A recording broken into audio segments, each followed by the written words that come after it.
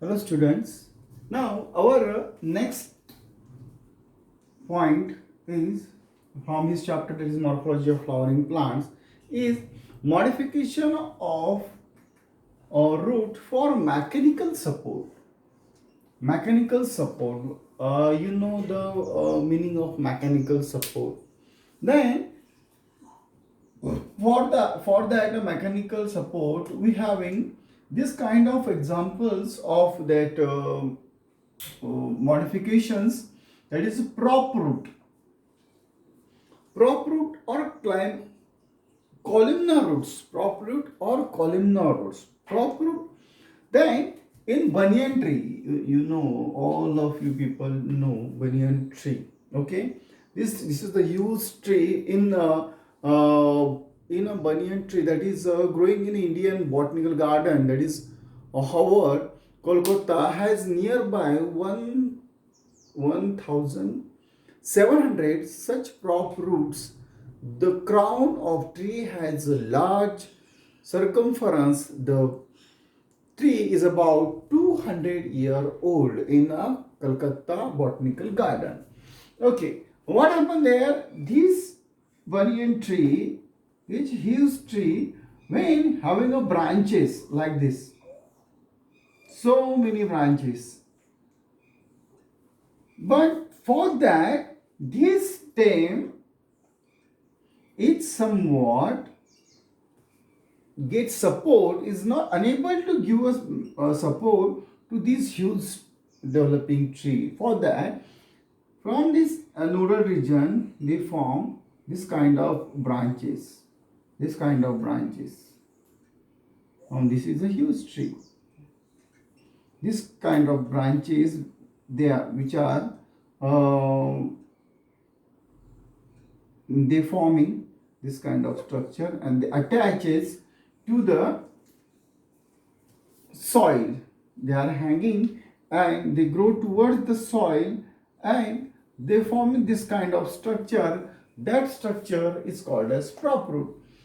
And these prop root then also called as columnar root. Columnar root is they give a column like they behavior behave like a column. They stand like a column, and because of that, this huge tree is getting support from the that columns.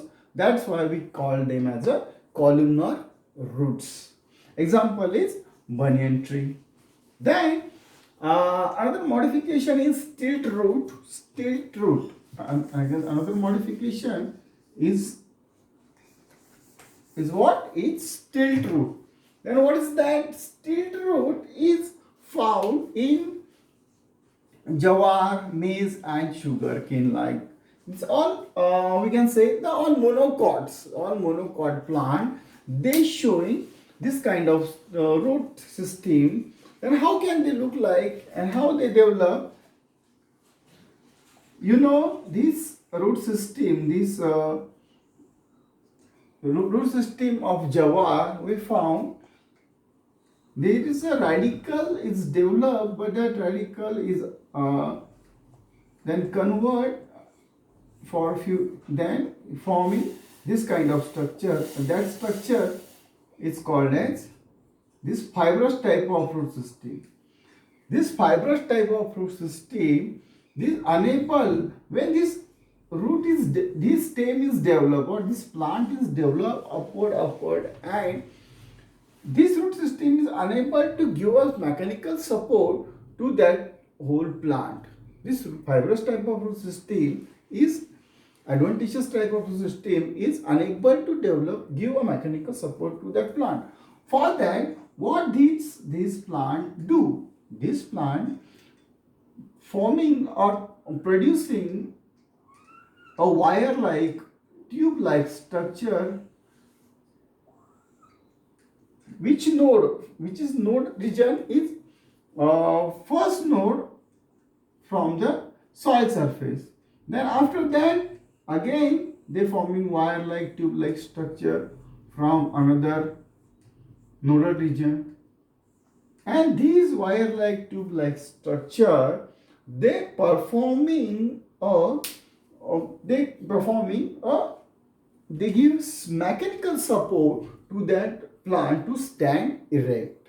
That's why we call them as a stilt root. Okay, and all this stilt root is found in jawar. This is the stilt root. This is stilt root. Stilt roots.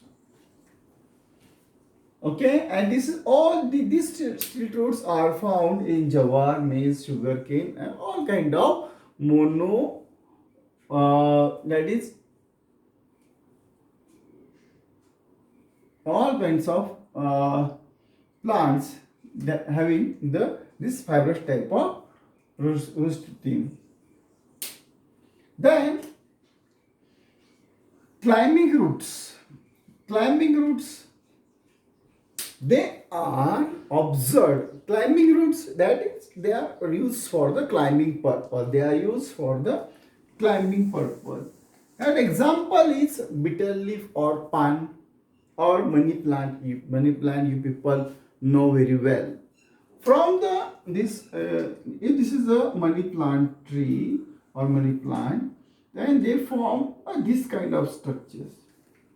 They form this type of structure from the nodal region, and here we found they are giving a mechanical support. Due to this, they giving a mechanical support. They cling that leaf stem or other part of the that supporting mechanical support. That is a climbing root, and that climbing root bit is example is money plant. Then clinging root, they are forming from the internodal part. They are just like this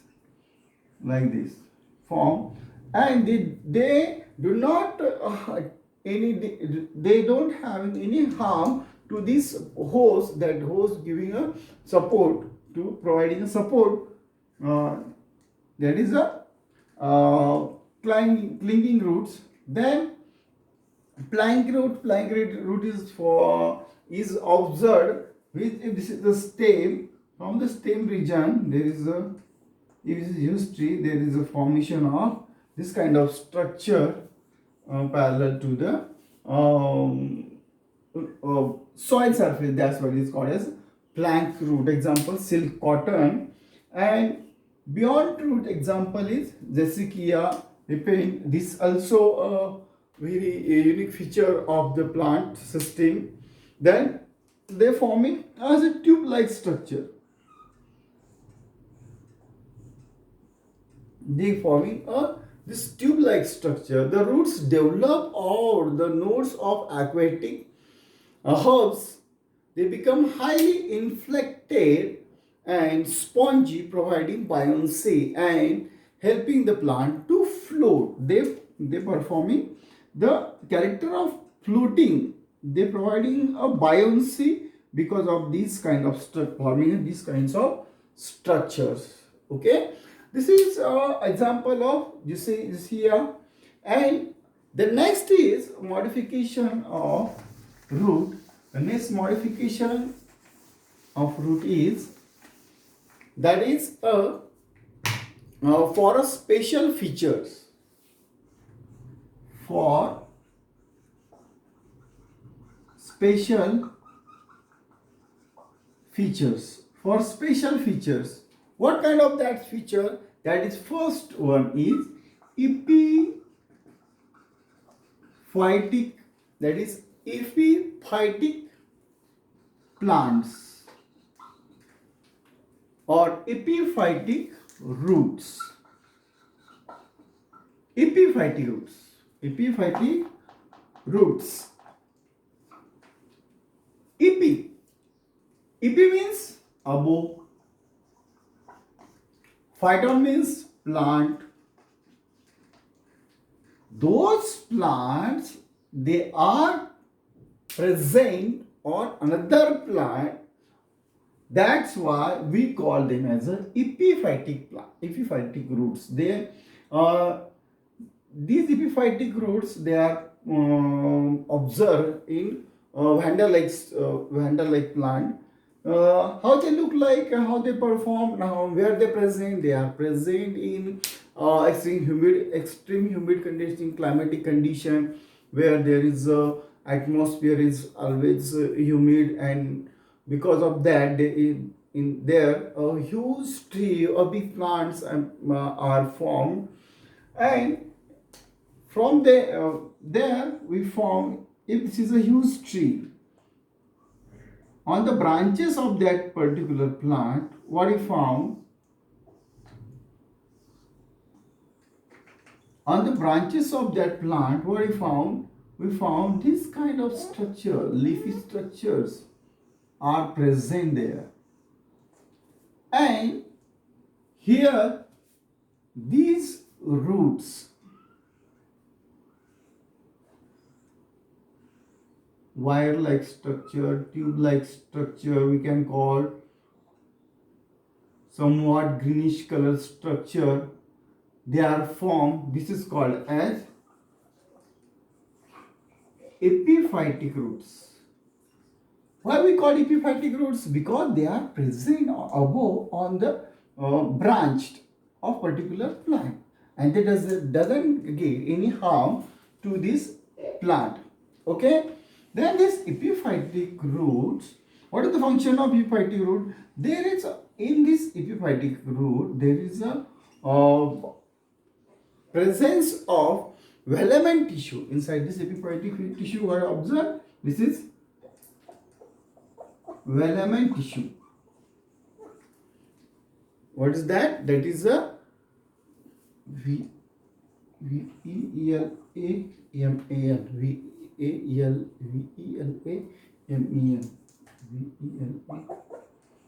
velamen tissue. What is that velamen tissue? That tissue is hygroscopic. That tissue is hygroscopic. What is that? That tissue is hygroscopic, having porous wall, having porous wall. That about, we are talking about the epiphytic roots, that presence of velamen tissue. Then velamen tissue, what is the function of velamen tissue? Where they present? They present in epiphytic roots. Okay. Then this velamen tissue having hygroscopic nature, due to that hygroscopic nature, what that tissue, they absorb the atmospheric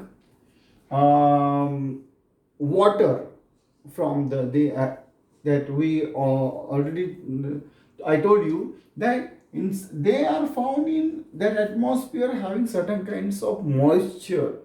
Because of that moisture, this kind of structure they are developed on the huge tree, and this hygroscopic nature, they absorb water.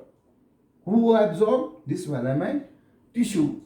Due to that absorption of water, they can perform their or they fulfill their water content.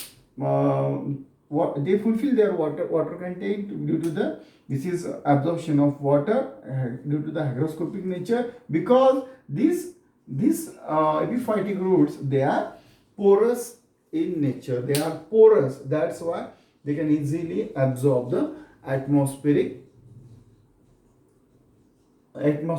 water. They get water from the atmosphere. And the example is vanda.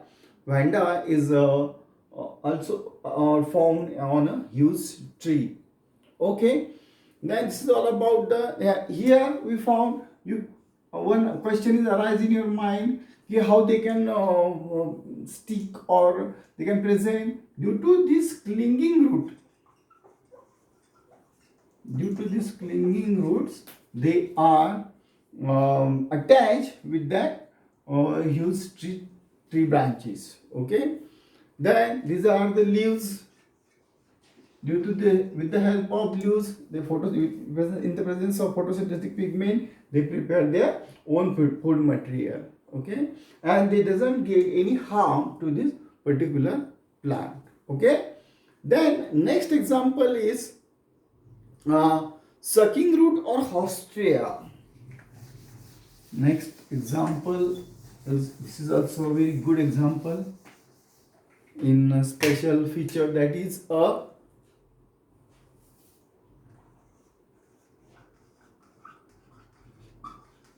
sucking roots or what, or hostria. Sucking roots or hostria. This name indicates this is suck something. Okay. Then what this suck? This is also called, this plant is also called as parasitic plant. Parasitic plant. Why we call parasitic plant? Because this plant is grow on another plant. If this is a branch of that particular plant, this sucking root or this hostria, or we can call it as a amarve. What they do? They penetrate, they form a peg-like structure. They produce this peg-like structure, this kind of structure, and because of that, this vascular bundle, if we take a transverse section of this and we found this vascular bundle, inside that we found xylem, we found phloem. These are the conductive tissues. Xylem and phloem, they are the conductive tissue. Then because of that, the xylem, they carry a water, phloem, water and minerals from the xylem. They get water and minerals from the xylem. And from the phloem, they get food. They get food. That prepared food from that particular plant. If that plant prepare food material, that food material they get from the phloem itself, and water and minerals from the xylem. Due to that, the life cycle of, because this hostria, this sucking roots or this sucking roots or this cuscuta, example is cuscuta. This cuscuta doesn't have any type of green color. This is yellowish in color, wire-like, tube-like structure, and they doesn't having photosynthetic pigments. That's why they are depend on another plant. For that, they penetrate the peg-like structure inside that that stem, and they get water and minerals from the xylem and food from the phloem, and they complete their life cycle on that particular host plant.